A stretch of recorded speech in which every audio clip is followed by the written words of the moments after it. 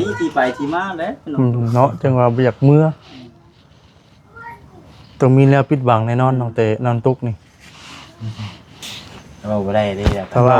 ผัวมาฮับนี่ก็สิเมื่ออยู่บ่น้องตุ๊กเมื่อบ่ฮะเอาเลยกินนี่บ่งึกหัวกินว่าจังได๋เนาะบาดมันต้องมีที่ไปที่มาแล้วน้องตุ๊กอ้ำว่าอยู่นี่คนพระใส่เมื่อคืนเขานอนเปิดโรงเรียนคนพระใส่ ผัวมันนอนอยู่ในมือน อนห้องไอ้เด้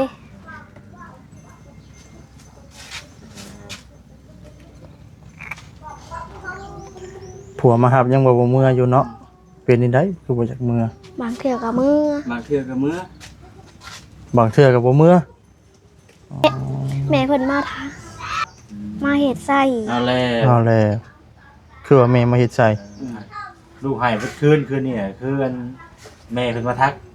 มาถามบ่แม่คือฮู้ว่าแม่เพิ่นมาถามเฮาพัน พันว่าได้มาถามว่ามึงเราบ่ถามว่ามึงเป็นยังมึงคือได้มา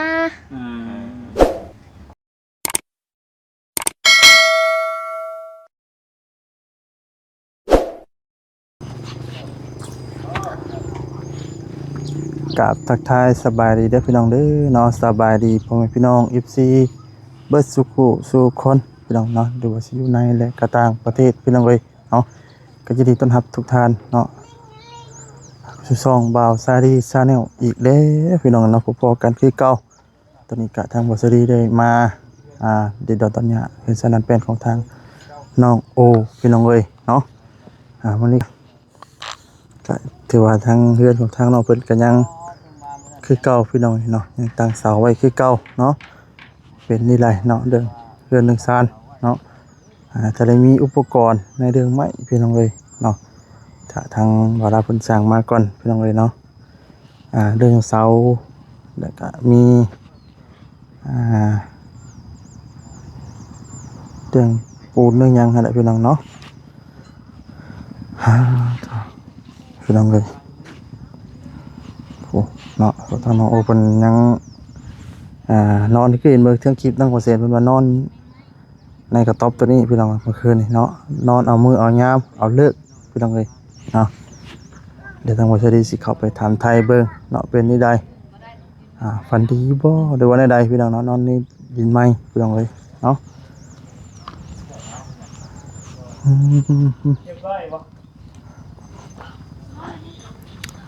ไปพี่น้องเลยเนาะจะกะจังไรบาสิบถามให้เพื่อนน้องไอ้น้องเดี๋ยวสิเขาไปหาทั้งน้องกระแต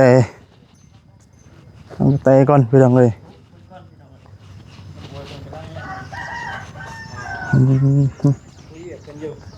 ฝนตกเลยเนาะ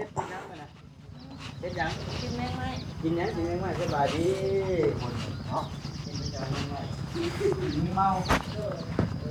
คุณแปลงกับไผน่ะ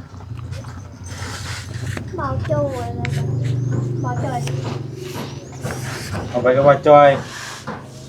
ยแน่กับไผแน่เอาลืมซื้อสบายดีน้องกระตุกสบายดีทันโบไปฝากท้องเนาะ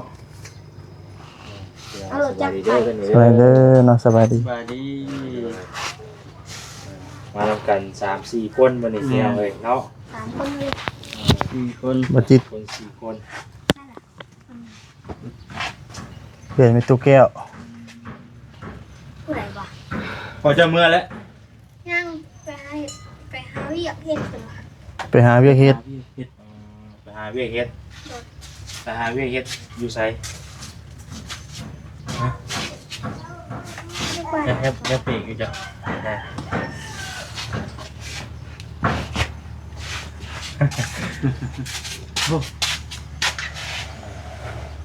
อ๋อตูดเราจะเลยบ่นะกิ้งไปเลยเนาะตูดไปเลยสิโอ้ยเนาะอุ้มเราก่อนชื่อว่าจังได๋ก็ลูกสาวบ่แม่ชื่อลำไย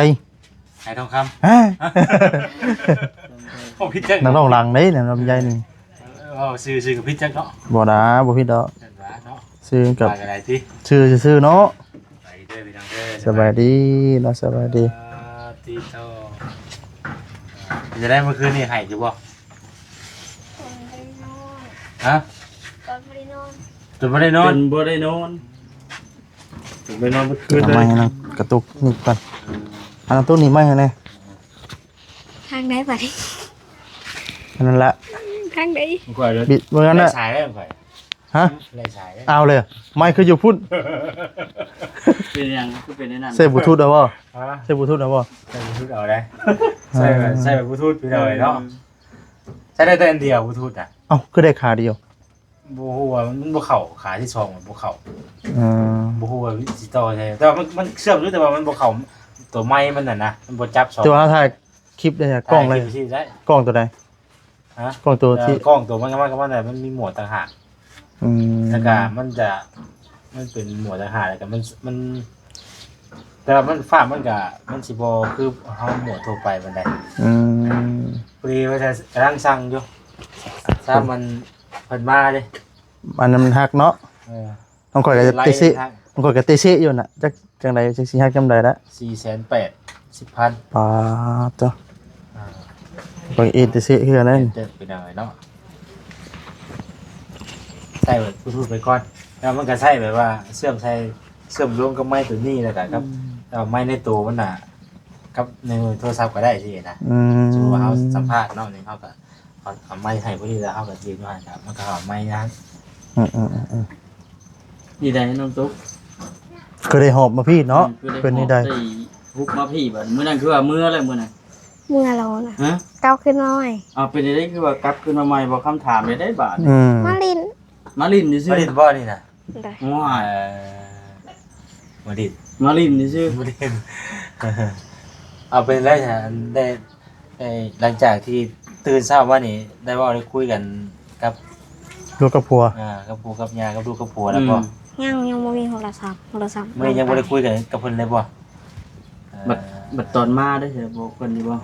บอกแล้ว บอกอยู่ เพิ่นว่าได้ใด เพิ่นว่า บ ได้ อกให้เมื่อกับเมื่อ เอาเพิ่นบ่ให้เมื่อกับเมื่อข้าว่าสิมาจักมื้อ หาหกมือเลย หาฮุบมื้อผู้อีทิศหนึงเลย 6มื้อ ประมาณอาทิศนึงแล้วเนาะ 6มื้อจังสิมื้อเนาะแต่ว่าพอจอยเพิ่นไปทำเอาได้เมื่อคืนนี้ ถ้าเป็นรุ่นกาญจนาพี่น้องเลยเนาะรุ่นวายดีเดอร์พี่น้องเด้อ เฮ้ย เอาเล่ก็เลยงงหา ก็จะวายดีว่ากินคน สบายดีเด้อเด้อ เอาเล่บาดดิ เพราะมันลืมไปนะที่แรกมันสมองเออเลย เลยบ่ แสดงว่ามาอันเมื่อคืนนี้ มาเมื่อคืนนี้ เดึกเติบบ่ช่วงใด 8 โมงเขา 8 โมง 9 ก็ โม คือง เป็นได้คือว่าได้ คือมาดึกดื่นแบบนั้นเนาะ ดึกดื่นเลย ทำเบิ่งกล้องไว้ยังไงเห็น คือว่ามาบอกน้องตุ๊ก ฮะ ดึกเลยคือว่าอยากมาดินแบบ ฮะ อยากมาลิน เห็นป่ะ ดึกเลยก็บ่เป็นหยังติ เลย แล้วพอแล้วมือหักเอาเนาะ บ่ พอมือหักเอามาเลยเนาะ เลย เอาอันตอนที่เจ้าว่าโทรหาพ่ออยู่บ่ได้ได้จ้ะมันเป็นยังไงครับ ลองเรามาเบิ่งดู เอาได้บ่ได้บ่ได้บ่ได้ เก่าได้ เราบ่ได้ แต่ว่าอาจสิเรื่องยังเนาะกะยาได้เนาะมันบ่เราได้กะยา บ่ได้ก็บ่เป็นหยัง คือมาสวยทำไม สวยบ่นี่ตะเก้าสวยกว่านี้ 11 มือเลย กินข้าวแล้วบ่ ยัง มีอะไรกินมื้อนี้ฮะ เขาถากินผือ ถ้ากินเพอ เผือน้ำไผเอ้ยบ่ เป็นกระปุ้นกันหยังจะบ่กินได้บ่ กินได้ ลูกกินนมบ่เป็นหยังบ่ เขากินกับปุ้นแล้วก็กินผือได้ พัก แล้ว แน่กระปุ้นแบบคือนี่สนามหยังเฮานี่ได้ เขากินหมดหรอก บ่เป็นหยัง เดี๋ยวมันมีปลาร้าไปหยังเนาะ ลูกก็บ่ได้ยืงท้องยืงหยังบ่ บ่ เอ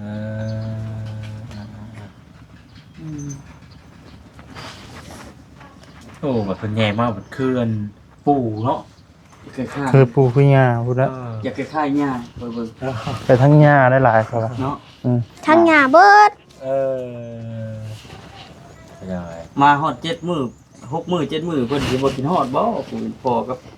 ปู่ ย่า ย่า หอบตามมาพี่ อ้าวเนาะแต่เพิ่นตามอีกนะฮะมาเมื่อนั้นก็คือว่าจะไดมาวันทั้งค่ำซั่นเมื่อชมเลยมื้อนั้นอ้าว โอ้เยอะนะ จุดคืองูลง ยังบ่ได้ค่ำซั่นได้บ่ได้ในมื้อนั้นก็เพราะว่าตอนแรกเนี่ยว่าทั้งโคจรเพิ่นมาส่งน้องทุกแล้วว่าจะถามน้องเตบ่ได้นอนถึงตึกทวิตแต่ว่าสินอนอยู่พี่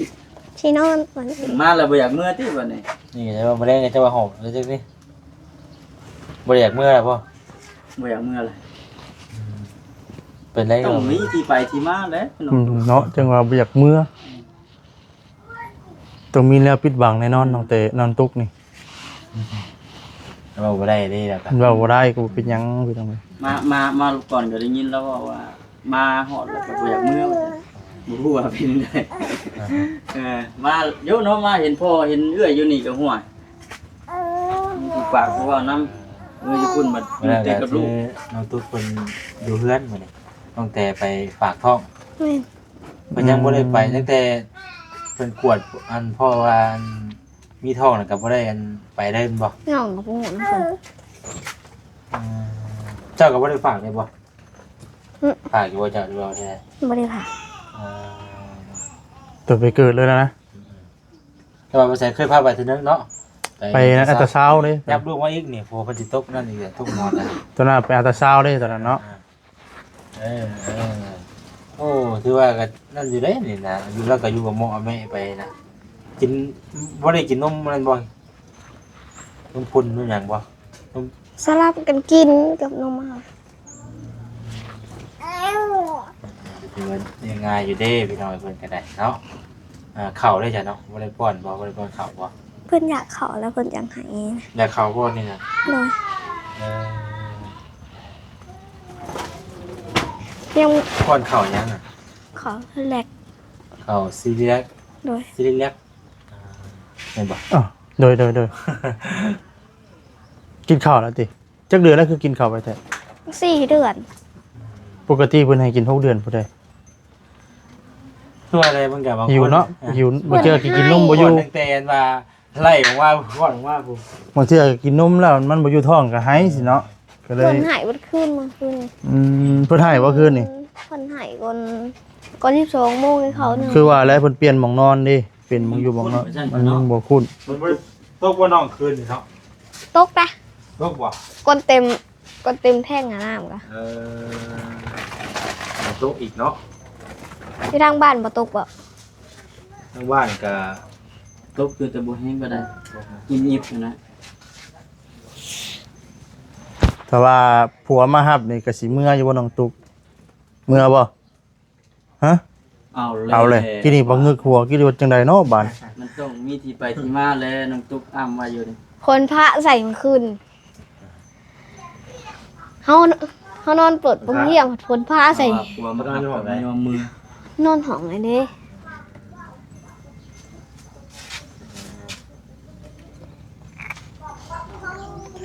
ผัวมารับยังบ่เมื่ออยู่เนาะเป็นนี่ได้คือบ่จักเมื่อบ างเทื่อก็มือบ างเทื่อก็มื้อบ างเทื่อก็บ่เมื่ออ๋อยังตัดสินใจยังบ่ได้นะว่าสิ ใจบ่ได้อยู่ สิเมื่อหรือบ่เมื่อ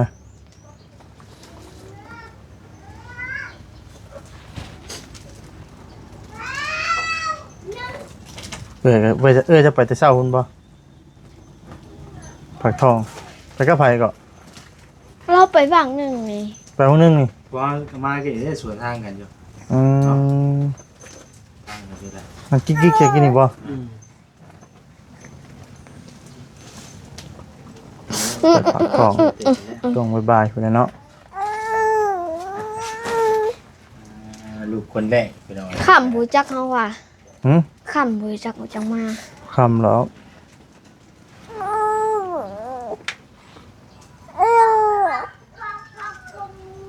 บ่ค่ำเนาะกันเขาว่าเพิ่นประมาณช่วงบ่ายๆเพิ่นก็มาแล้ว บ่ายหนึ่งบ่ายสองเนาะ ช่วงบ่ายๆเพิ่นก็มา หิวเขา ประมาณนี้แหละ หืม หิวเขา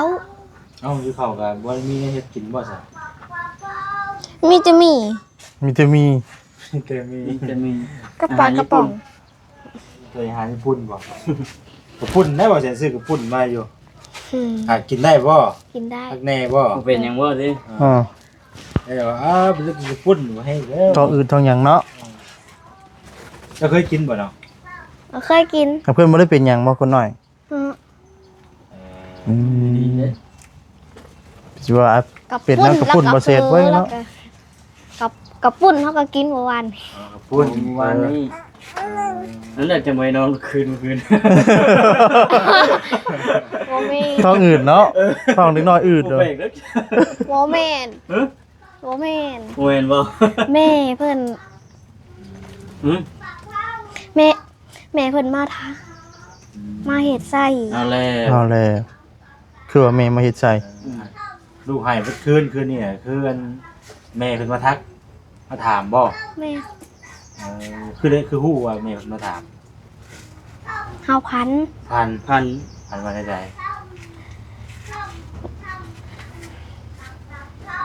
มาถามว่ามึงเราบ่ถามว่ามึงเป็นหยังมึงเป็นหยังมึงคือได้มา อืม พันมาแม่มาถาม โดย เดี๋ยวจะตอบว่าจังได๋ซะบัด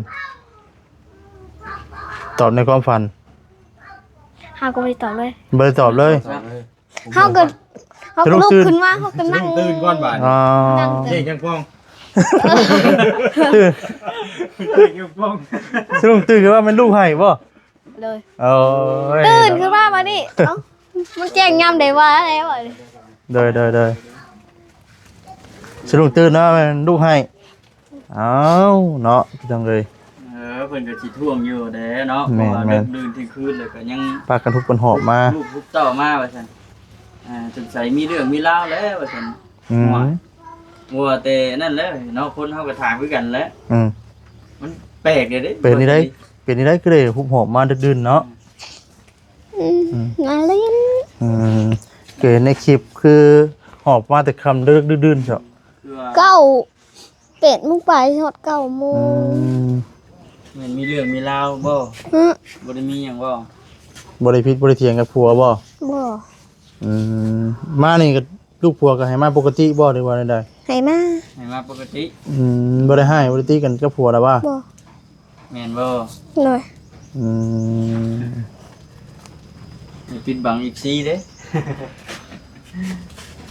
โทรศัพท์ก็ตายบ่ได้เล่นโทรศัพท์แต่หึงนะ อืม เป็นเดือนแหละ โดย เอา เข้า ไป เป็น อยากโทรมาดิน้ำลูกน้ำหยังได้ซั่นสิโทรตรงไหนบัดฮะ บ่มี โอ้ย อีมู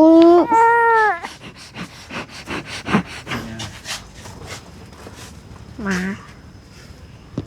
น้ำกินก็ใส่อ้ายก็อ้ายบ่ออกชื่อให้กิน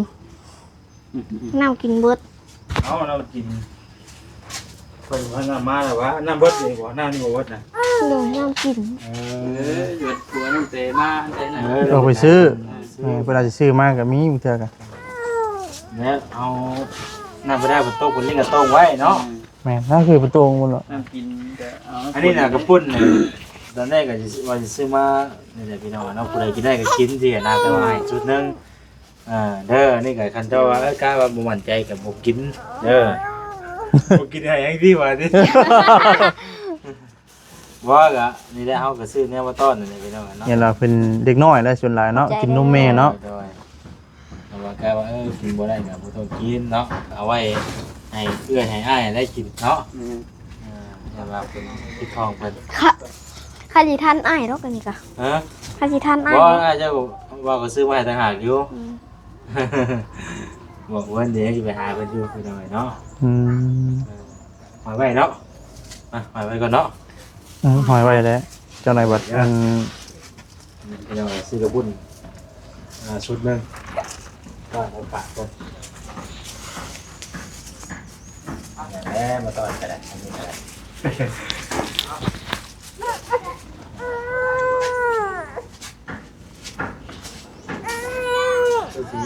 ท่านจะมาง่ายดอกเพิ่นก็ได้เนาะ แม่นเป็นอยากนอน เด้ เล อย เด้อมีแต่ว่านั่นเด้อเดี๋ยวมีหยังก็จังสิมาถามมาไทยใหม่พี่น้องแต่ว่าจะความต้นไม้อะไรกันเนาะทั้งจอยเป็นผู้ใดเพิ่นไปเวียดให้กันตะวัน ไปฮะครับเฮ็ดเวียกบ่ ไปแมน ไปเวียดนะว่าซั่นกันเนาะ แม่น เนาะติดตามบนน้ำกันเนาะ โดย รักษาพี่น้องสำหรับที่นี่เดี๋ยวจะได้ขอตัวลาเป็นการดีๆแค่ตัวสิ่งที่คนได้พี่น้องได้เนาะ น้อยเนาะเดี๋ยวกินนมแม่แล้วได้ฮะเนาะถึงเวลาแล้วได้จักบ่เป็นให้2 ชั่วโมงกินตัวหนึงเลยไปสพี่น้องเอ้ยเนาะสำหรับคลิปนี้ลำลาคลิปนี้เนาะลำลาไปก่อนพี่น้องเอ้ยเนาะผิดพลาดจังใดก็ขอโทษขออภัยด้วยพี่น้องเด้อเนาะโอ้มาทางนี้พี่น้องเนาะคือเห็นปลาตัวถือว่าปล่อยปูงปล่อยปลาแล้วจักได้พี่น้องเอ้ยเนาะเบิ่งก่อนคือมีเอี่ยมตะนงตะนางแยงข้างแน่พี่น้องเอ้ยคือมีบ่อนพี่น้องเอ้ยหรือว่ามีปลาอะไรไปจักเนาะพี่น้องเอ้ยโอ้มีปลาแล้วนี่พี่น้องเอ้ยภาษาพี่น้องเนาะผิดพลาดจังใดขอโทษขออภัยเนาะฝากกดไลค์กดแชร์กดติดตามด้วยพี่น้องเด้อเนาะนำลาไปก่อนสำบายดีพี่น้องเอ้ย